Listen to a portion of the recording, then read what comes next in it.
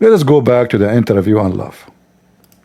So he asked Ted Cruz how you can change the regime.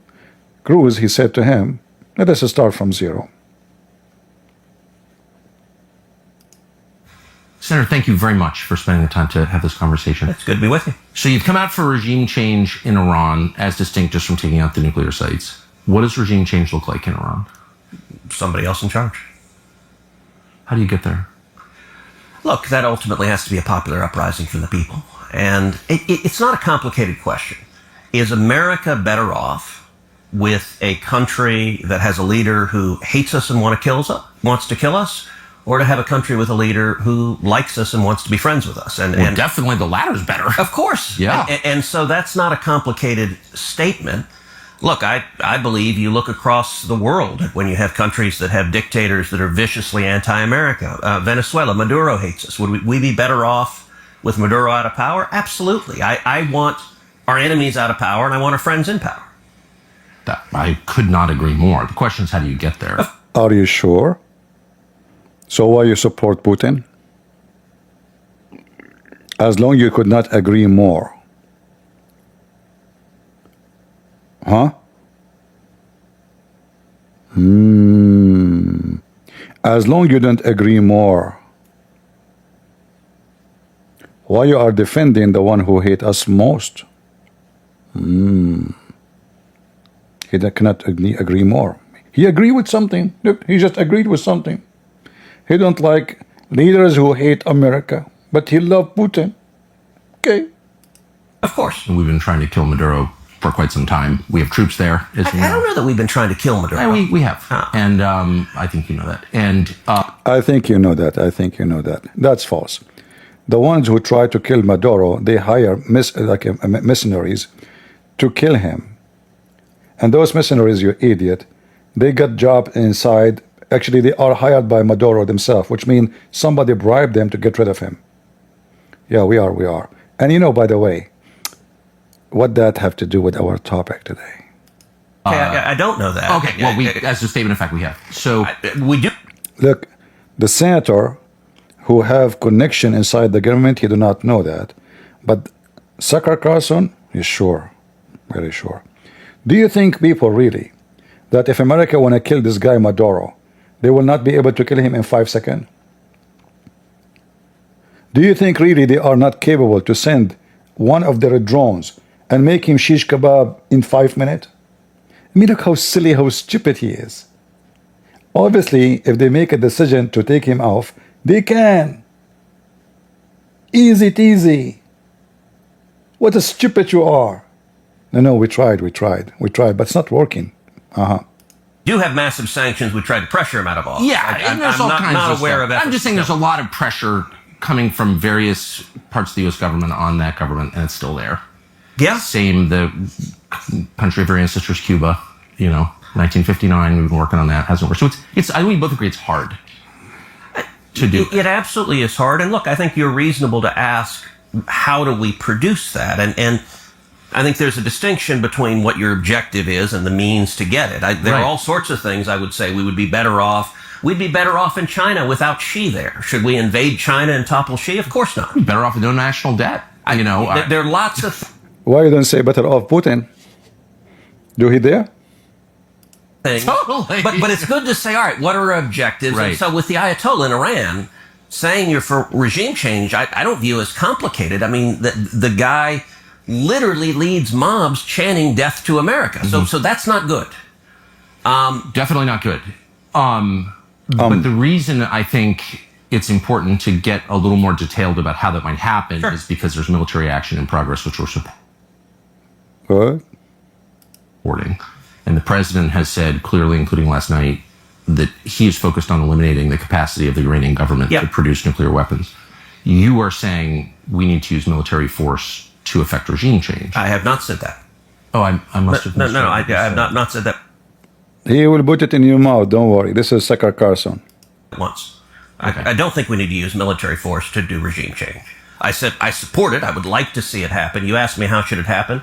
A popular uprising. What I've advocated for. All right, let's step back a second. You and I, we've known each other a long time. I would say we agree on about 80% of the things I don't think so. on Earth. For sure. And For sure. there are a lot of things, and we can get into the nitty-gritty of foreign policy as much as you want. There are a lot of things on which you and I agree, not just a little bit, but violently. I totally agree. I was rooting for you in your last campaign, for sure. Well, thank you. Look, you have been heroic on the border. You've been one of the clearest and best voices in the whole country on securing.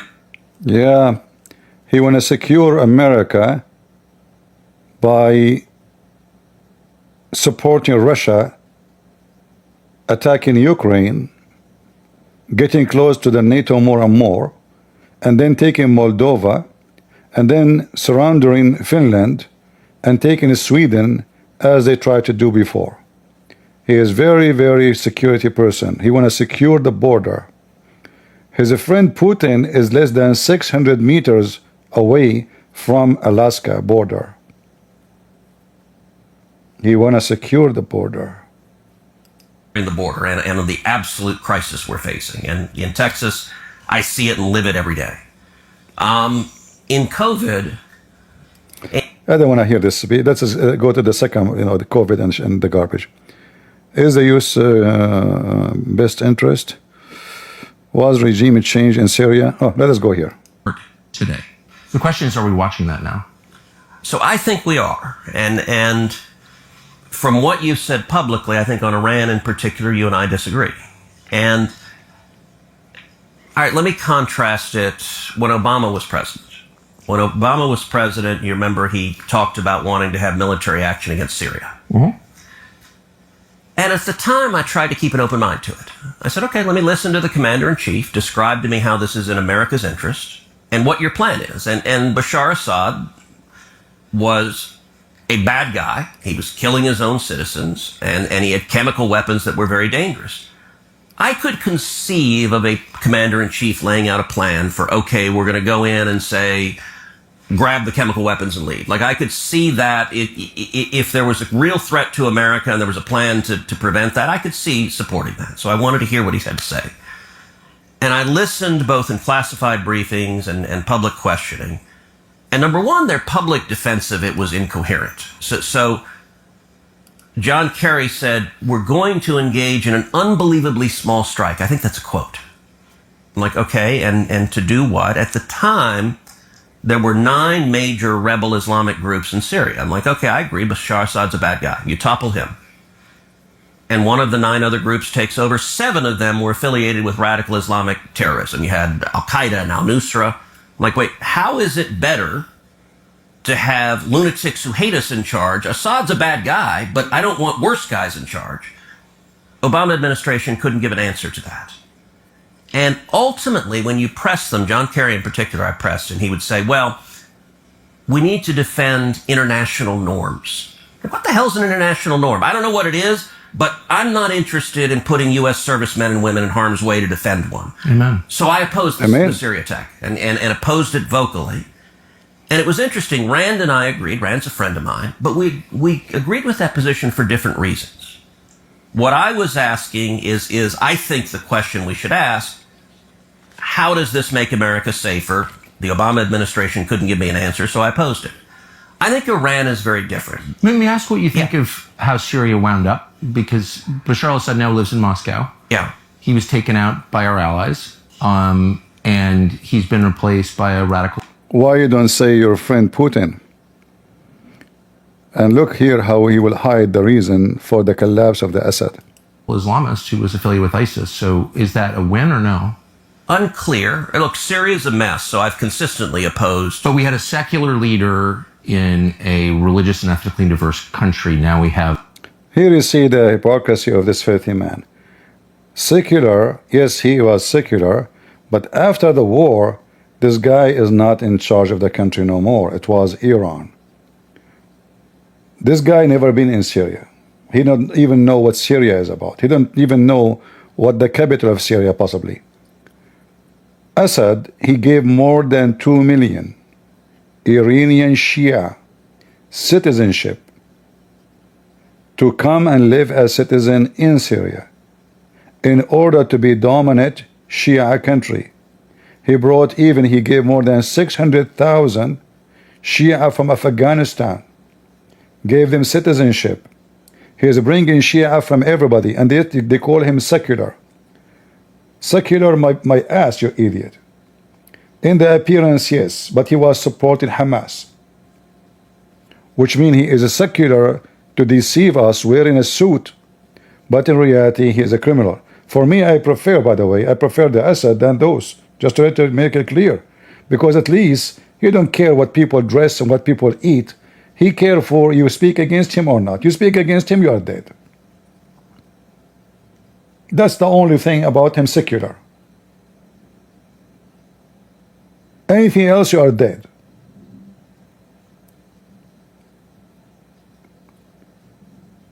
If not this stupid Assad and his stupidity, we will not reach his point. All the weapon coming to Hezbollah is coming from Assad. He's defending Assad now, supposedly. You know, he said the Assad is better and the terrorists are worst. But in reality, both of them are terrorists. Who is the one who was defending Assad? Hezbollah, Iran. They brought militants from everywhere in the world, including the terrorists of Putin, Wagner. It's a fact. And now we will see why the Russian and why the Syrian and what happened. I mean, what happened to this Assad? Why now he is in Russia? Can you tell us? Of a religious extremist, Islamic religious extremist, who's overseen the purge of Christians and Alawites. Is that better? That doesn't seem well, like look, a win. one of the things you said is you said he was taken out by... This guy is worried about the Christians, but he defends Hamas.